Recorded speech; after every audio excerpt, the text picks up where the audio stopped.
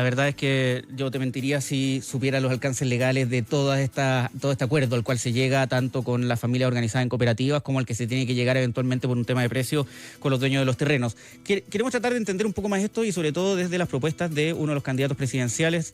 Conversamos hoy día con Germán Codina, exalcalde de Puente Alto, parte además del comando de José Antonio Kast, que algo sabe de temas habitacionales. ¿Cómo estás, Germán? Muy buenas tardes. Hola, Germán, ¿qué tal? ¿Cómo están ustedes? Muy Bien, buenas tardes. Súper bien. Gracias por la invitación. Poder conversar. 12 años fue alcalde de Puente Alto, ¿no? Fui 12 años alcalde de Puente Alto, antes 4 años concejal y antes de eso 8 años liderando el área social, entre otras cosas, en temas de vivienda, así que sacamos muchos proyectos para la gente que tanto necesitaba una vivienda digna. No imagino que lleva un recuento, pero en más de una ocasión le debe haber tocado la figura del desalojo, ¿no? En algún momento se produjeron situaciones complejas, pero siempre logramos también tratar de ponerle mesura a las acciones y, por lo general, logramos que negociando se evitaran situaciones de fuerza o cosas que tú sabes que en algún minuto se te pueden ir de las manos incluso. ¿Qué significa, Germán, cuando el ministro dice, bueno, más allá de las particularidades de este proyecto, ¿no? El que va a empezar a tomar forma una vez que se siga adelante con la expropiación, cambie de manos el terreno y empieza a desarrollarse este proyecto, digamos, habitacional? Pero ¿a qué se refiere el ministro? ¿A qué puede referirse cuando dice que el Estado no expropia para regalar y que las familias tienen que pagar el precio del terreno? Mira, te lo pregunto porque muchas veces yo entiendo que el Estado expropia para regalar. No sé si regalar es la mejor palabra, pero cuando expropia una casa para hacer un camino, cuando expropia un pedazo del frontis de muchas casas para ampliar las veredas, está regalándole o entregándole a la ciudadanía, el espacio público, un camino, una vereda, etcétera. Mira, yo creo que es una manera de justificar la decisión. Creo que lo que está haciendo el ministro es confundir a la gente. Porque cuando él habla de cooperativas, que son quienes supuestamente debieran de pagar el terreno, él sabe que esas cooperativas, es decir, las personas que están involucradas en la toma, no tienen los recursos necesarios para poder pagar, muchos de ellos, ¿ya? Hay otros que evidentemente sí. Pero, y eso es justamente lo que debiera dilucidar un buen trabajo del Ministerio de Vivienda y poder separar a aquellas personas que en realidad, incluso en algunos casos, pudieran tener ya una vivienda, etcétera. Entonces, yo creo que aquí hay que hacer un trabajo más acucioso. Creo además que es escandaloso que existiendo 1.432 campamentos al día de hoy en nuestro país, uno de ellos se lleve casi, en realidad un poco más del 50% del presupuesto para campamentos del próximo año. ¿Tú crees que esto puede dar la señal, Germán? Perdón, pero ¿tú crees que esto puede dar la señal? A ver, déjame partir un poco antes. Uno entiende que hay campamentos y campamentos y que efectivamente desalojar un campamento de 10.000 personas es probablemente imposible desde lo material, ¿no? Salvo que uno entre, como decía Matías, con un ejército con bulldozer, no sé, como una película de terror.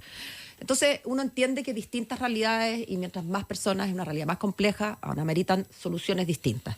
Dicho eso, esto puede, digamos, dejar la sensación a la ciudadanía de que si yo no tengo casa, mejor me voy a una toma, y si me voy a una toma, mejor me voy a una toma grande, porque las tomas grandes son más problemáticas y van a obligar o presionar al gobierno de turno a tomar decisiones más drásticas. ¿En esos sentidos sientes tú que las familias pueden sentirse engañadas, algunas otras, de los otros 1.400 campamentos?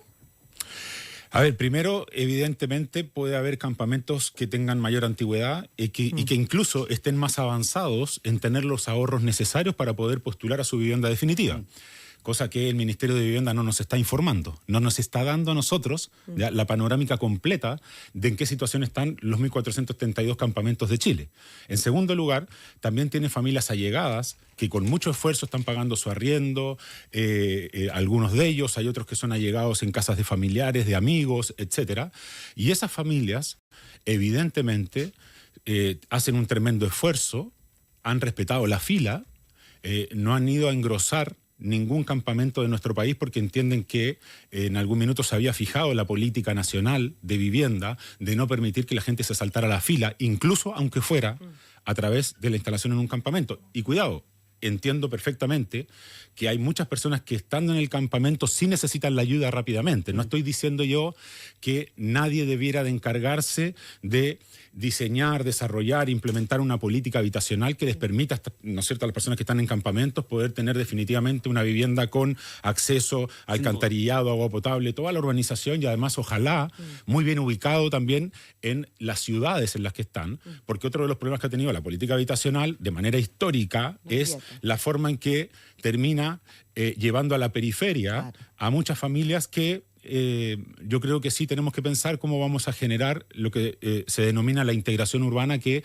en la práctica no se ha logrado de manera eficaz, producto, entre otras cosas, de que el subsidio de localización, que fue un intento para revertir esta situación de periferia, ¿no es cierto? Y la forma en que se concentraban las personas que postulaban a vivienda siempre en un anillo externo de la ciudad, ese subsidio de localización se transformó inmediatamente. O sea, el mismo día que comenzó a funcionar el subsidio de localización, los propietarios de los terrenos traspasaron a precio el aumento de los subsidios, el monto exacto de los subsidios de localización. Entonces, ¿qué pasó? Fue un esfuerzo vano como para poder relocalizar soluciones habitacionales. Y por eso es tan importante lo que nosotros queremos hacer de, en las líneas del metro, aumentar la densidad sin generar guetos en altura, sino que solamente buscando que podamos tener a más familias aprovechando la gran infraestructura del Estado que cuesta, dicho sea de paso, 50 millones de dólares por estación.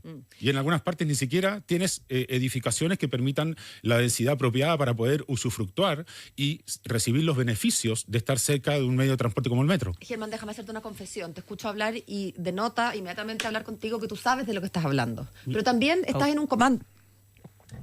¿Ahí? Estás en un comando en este momento de un candidato cuando faltan 10 días a las elecciones. Entonces me cuesta distinguir cuánto tengo que restarle en el fondo por culpa de la camisa con que vienes puesta. Humano, no, ni una crítica personal. Por ejemplo, cuando tú dices que el ministerio no nos está dando la panorámica completa, es verdad, las personas que están en los otros 1.400... estarán preguntándose, bueno, ¿qué pasa con el mío? Pero, por ejemplo, ¿tiene sentido ser tan transparente con eso y eventualmente causar una conmoción en esos otros 1.400? Me pregunto si acaso, llegado el presidente Kast, si es que fuera electo, él va a inmediatamente publicar cuáles son sus planes para el cuatrienio respecto de todos los campamentos. ¿No tiene sentido eso, por ejemplo? Bueno, primero indicarte que nosotros ya tenemos publicado lo que vamos a hacer en vivienda durante los 4 años si es que se elige, ¿no es cierto?, a José Antonio Kast como presidente de la República. Me encantaría que el Ministerio de Vivienda y a quien le toque estar en el Ministerio de Vivienda publicaran esta información para que la gente tenga a la vista cuál es el orden de prelación que se denomina. ¿Ya? Estamos para la gente que tal vez no domina el concepto, en el fondo, orden de llegada, la manera en que tú has cumplido los requisitos que establece los distintos decretos, ¿ya? En este caso el DS49, ¿no es cierto?, sin deuda, o si no el DS19, las distintas baterías que tiene el Ministerio. Pero ¿qué te quiero decir con esto? Que lo que yo sí encuentro, porque tú me preguntas si no será, usaste un término... Contraproducente que el Ministerio, ¿no es cierto?, publique esto.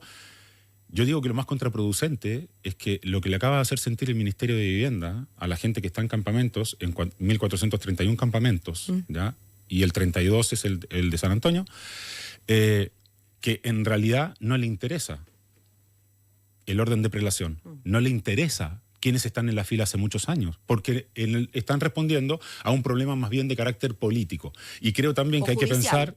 Porque hay una sentencia. Voy al tiro para allá.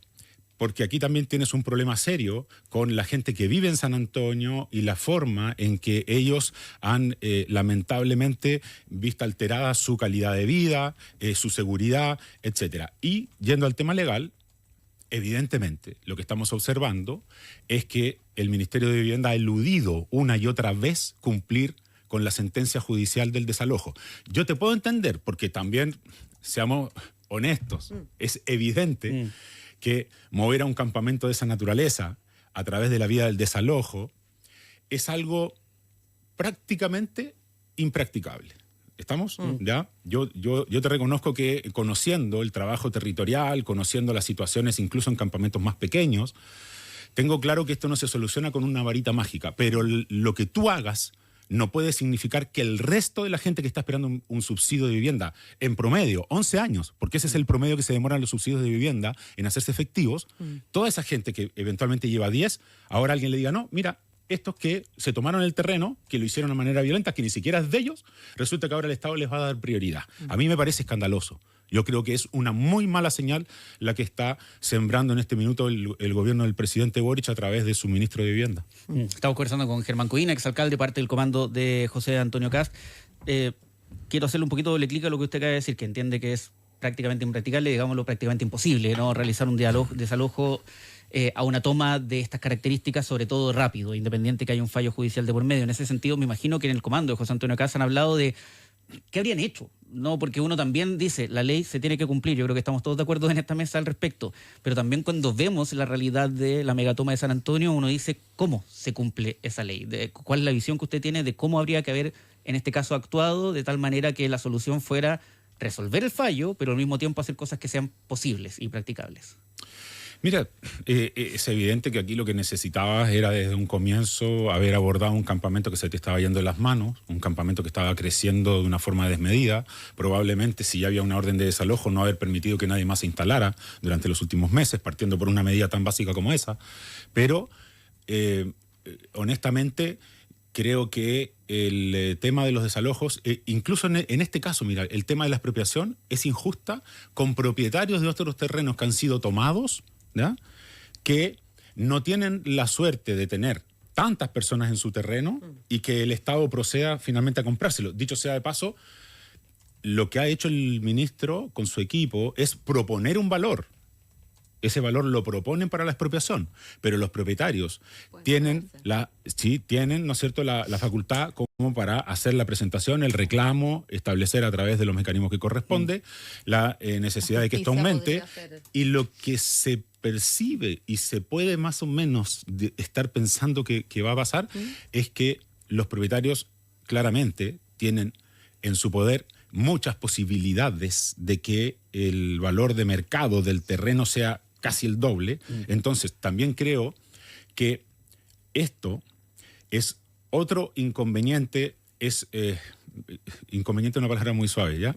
¿No? Yo creo que esta es otra trampa que se le está dejando al posible gobierno de José Antonio Kast, porque el ministerio dice que va a gastar 11.000 cuando sabe que probablemente van a ser 20.000. ¿Me entiendes? Entonces, además dejas un ministerio desfinanciado, y lo que yo dije hoy día también en otra entrevista, el ministerio debiera dejar de comprar terrenos en este momento. Hace 2 meses atrás también compraron terrenos que algunos de ellos no tienen las condiciones para la construcción inmediata de viviendas sociales. Entonces, ¿qué hace un gobierno? ¿Verdad? ¿Qué hace una administración comprando terrenos a última hora cuando no va a ejecutar ningún proyecto? Y resulta que tiene muchos proyectos todavía sin culminar porque no le ha pagado, ¿ya?, a las empresas constructoras lo que corresponde pagar para que puedan darle el cierre adecuado a esos proyectos y entregar esas casas. La prioridad debiera ser es que si hay viviendas ya casi listas, ¿no es cierto?, se le pague a esas constructoras, a esas empresas que tienen contratos con el Estado, primero para que obviamente terminen las labores por las que se comprometieron, pero en segundo lugar para que no quiebren. Hay muchas empresas. Yo tuve una reunión hace algún tiempo atrás en un seminario en que me tocó ir a exponer justamente sobre temas de vivienda en la Universidad de los Andes, y los representantes de los prestadores de asistencia técnica, EGIS, etcétera, lo único que hacían mención era al problema serio que estaban teniendo para sostener a sus empresas y a la gente que trabaja con ellos, porque incluso no se había respetado la cantidad de llamados que se hacía habitualmente al año, que eran 2. Entonces, al dejar meses sin llamados, no tienen el flujo como para poder sostener en el empleo a aquellas personas que están trabajando. Entonces, dejas varios meses desempleadas a esas personas que son personas con una alta capacitación. Germán Codina, usted dejó dando bote en un minuto una pregunta. ¿Qué cosa? Dijo, quien esté eventualmente en la cartera... No me eche la culpa a mí. No, sí, voy a tener que hacerlo igual, si usted sabe. Y de hecho, si lo hicimos la primera vez que vino para acá, vamos a tener que preguntárselo de nuevo. Si a usted hasta que nos conteste le piden ser, por ejemplo, ministro de Vivienda o una cartera que trabaja muy cerca con esa área, como es desarrollo social, ¿usted estaría dispuesto? Mira, honestamente, no se habla en el comando de estas cosas. Todos estamos muy concentrados en poder transmitir a la ciudadanía cuáles son las prioridades de José Antonio Kast para gobernar, porque nos hemos dado cuenta que la ultraizquierda lo que ha tratado de hacer es permanentemente tergiversar el sentido de las decisiones que a nosotros nos interesaría implementar. ¿Estamos? Por ejemplo, PGU, que han dicho, van a sacar la PGU. El año 2022, en enero, para ser preciso, el 23 de enero del año 2022, por unanimidad se aprobó el proyecto de PGU que había presentado el presidente Piñera, de derecha, ¿no es cierto? Entonces, terminemos con ese miedo que se trata de sembrar con relación a cómo llevaría adelante un gobierno José Antonio Kast, que la ultraizquierda lo único que ha tratado de hacer es generar mitos, y la verdad es que esto llevarlo a escenarios tremendamente polarizados, y a nosotros no nos parece que sea la forma adecuada de construir el futuro de Chile. Pero usted es muy joven todavía para pensar en jubilarse, así que volvamos a su empleo. Gracias. Okay. Yo le creo que no se habla en el comando. Yo feliz me vengo a la radio. Parece que tiene una silla vacía por allá. Sí. Oiga, escúcheme, no se me arranque. Yo entiendo que no lo hablen en el comando, pero lo habla con su almohada, o sea, habla digamos, en el ámbito familiar, de oye, ¿cómo será? Pucha, trabajar en el Estado no es fácil, es bien demandante. ¿Se habla en ese ámbito? A ver, yo estoy feliz en lo que estoy hoy día, que estoy en el ámbito privado, pero todo orientado hacia lo público. ¿Estamos? Ya en temas de salud, seguridad, en temas de desalación de agua, que venimos con un proyecto precioso para recuperar el 50% del agua que después de desalada, el total, ¿no es cierto?, se devuelve al mar, y nosotros queremos capturar esa agua para potabilizar el 40% y el resto usar el cloruro de sodio para generar energía a través de tecnologías que estamos analizando en Emiratos Árabes Unidos y también en China. ¿Estamos? Entonces son cosas muy bonitas que a mí me tienen súper motivado. Sin embargo, también te reconozco, para no eludir esta pregunta, que respeto que ustedes son periodistas y uno no censura a nadie, yo nunca lo he hecho, evidentemente los que hemos estado en la cosa pública y sobre todo en el territorio, en la calle, de codo a codo con la gente, tenemos un bichito de servicio público permanente, y no te voy a negar que el desafío de poder acometer, ¿no es cierto?, responsabilidades que eventualmente, porque esto tiene que verse con mucha humildad, que eventualmente existan, ¿no es cierto?, y te colocara quien corresponda. La verdad es que yo creo que uno tiene un propósito en la vida. ¿Ya? ¿Estamos? Entonces, no te voy a negar que yo creo que mi propósito siempre ha estado en tratar de construir una sociedad más justa, más equitativa, generar igualdad de oportunidades, sobre todo porque yo, de chico, viví situaciones complejas de vivienda, yo fui a la escuela pública, ¿me entiendes? Entonces también tuve que vencer muchas de esas dificultades, y sé lo importante que es una buena política pública, ¿ya?, para poder ayudar a las personas. O cómo te condena una mala política pública, porque una mala política pública te puede condenar de por vida, ¿ya? Entonces, de verdad que creo que hay muchas cosas que hacer, y si en algún minuto yo sirvo para justamente generar buenas políticas públicas, feliz de poder hacerlo. Y una pregunta de principios que siempre se la recuerdo a Francisco Vidal. Francisco Vidal dice, yo soy de la teoría que al presidente no se le dice que no. Y acá está una pregunta que, independiente de si se lo vayan a ofrecer o no, si se lo ofrecen, ¿usted dice sí automáticamente por una cosa como de principio del presidente, o está en todo su derecho a decir... Cachipún con poduje, por ejemplo? No, pero permítame pensarlo 24 horas. O al presidente se le tiene que decir que sí de inmediato. A ver, mira, aquellos que solo responden que sí, parece más que en el fondo están buscando un cargo. Yo, la verdad es que, te quiero decir, la verdad es que yo... te insisto, creo que tenemos un propósito.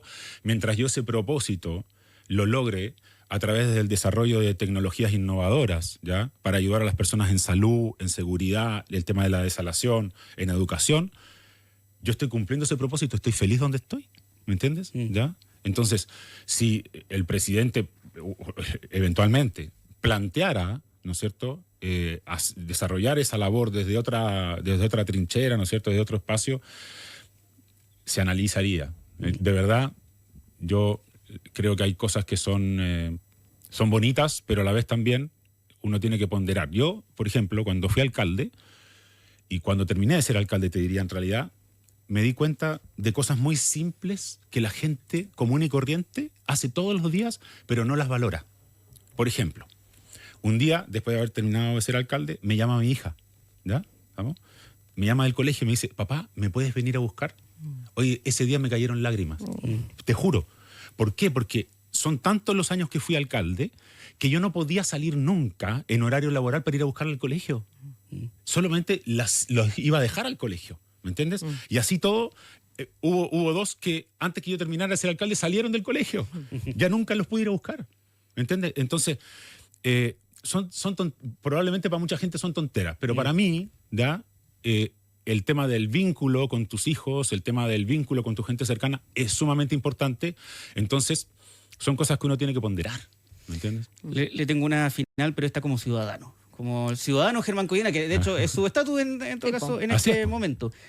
Felizmente ciudadano. Que usted como persona que apoya a José Antonio Kast, que representa obviamente hoy en día a votantes de un sector, siente que hace un buen gabinete. Lo digo porque cuando gana un presidente inmediatamente se empieza a hablar del gabinete y que esté listo a cierta fecha y cuestiones así, se anuncia un gabinete y hay veces que se puede ver de inmediato que se cometieron errores. Yo creo que acá un ejemplo histórico, o sea, que va a quedar para la historia, y que Sichel como ministra del Interior, que independiente del juicio previo que se puede haber hecho, el 12 de marzo ella ya cometió un error gigante al tratar de no meterse en Mucuy, y que yo creo que a todo el mundo le queda claro, chuta, pareciera que esta no era la dirección que tenía que tener el ministro del Interior. Entendiendo esos contextos y que uno como ciudadano válidamente puede esperar ciertos criterios al minuto de armar un gabinete, ¿qué sería para Germán Codina, el ciudadano, un buen gabinete? Mira, primero hacerte una salvedad, que yo aquí no estoy como ciudadano. ¿Ya? Yo estoy como vocero de un comando, entonces tengo que insistirte en que yo no voy a pautear al posible futuro presidente, y solo podría eventualmente sugerir que creo que la construcción del país que nosotros creemos que se puede construir a futuro, sobre todo para las futuras generaciones, porque alguien que ya tiene, no sé, 70 años, probablemente ya no, lo que hagas no lo alcanzan a ver, ¿me entiendes?